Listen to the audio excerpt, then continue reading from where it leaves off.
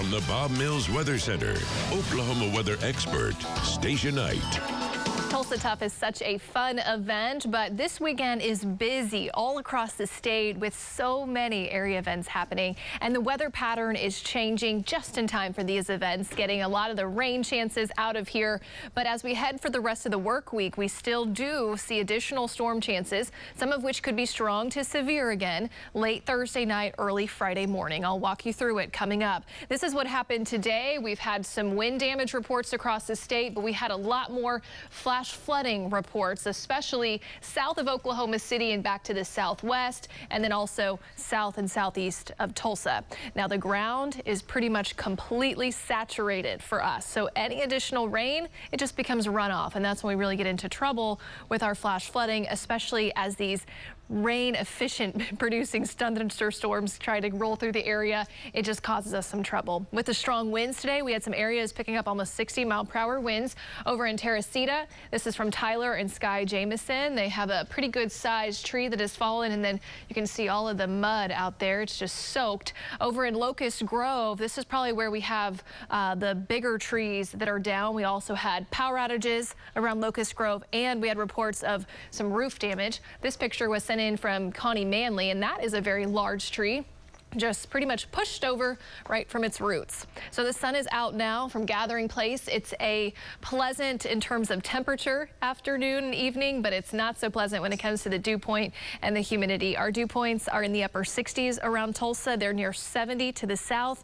so it's very muggy, and that's the way it is going to stay for this week and into next week. Again, our soils are saturated, and we are going to see a lot of humidity sticking around for a while. So in terms of our 48-hour timeline for additional rounds of rain and storms, there is a slight chance tomorrow for isolated showers and storms during the day. I think most of us in the morning, it'll be south of Tulsa. Then in the afternoon, most of that will be up to the north across southeast Kansas.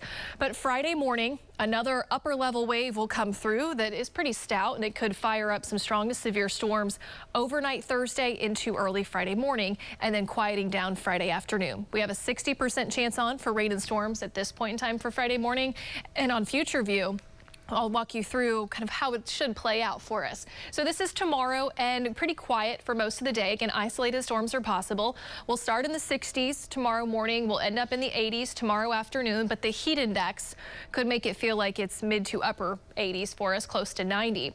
Then Friday, early in the morning, midnight, we have storms breaking out. We have one cluster out in central Oklahoma. Then we have additional storms trying to fire up here in eastern Oklahoma. These storms could be strong to severe with wind, hail, and of course flooding concerns for us. So there may be some areas of flash flooding Friday morning, especially east and northeast of Tulsa. We'll be in the upper 60s to near 70 to start Friday. There's a cool front coming through, but really not any cool weather with it. We're going to be even warmer Friday afternoon, upper 80s around Tulsa, 90s down to the southeast, and a north breeze for a little while on Friday. It'll flip back out of the south for Saturday. So we'll be watching again Thursday night late through Friday morning for severe storm chances, especially north of I-40 and really northeast of Tulsa.